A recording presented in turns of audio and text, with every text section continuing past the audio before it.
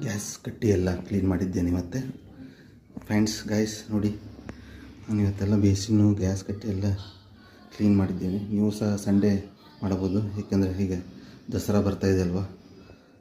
So ನೀವು ಮಾಡಿ ಅಂತ ನನ್ನೊಂದು ಅಪೇಕ್ಷೆ ಇದೆ.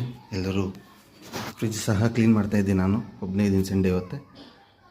ಅದಕ್ಕೆಲ್ಲ ನೀಟಾಗಿ ಕ್ಲೀನ್ ಮಾಡಿ ದಸರಾ ಹಬ್ಬಕ್ಕೆ ರೆಡಿ ಆಗ್ತಾಯಿದ್ದೀವಿ.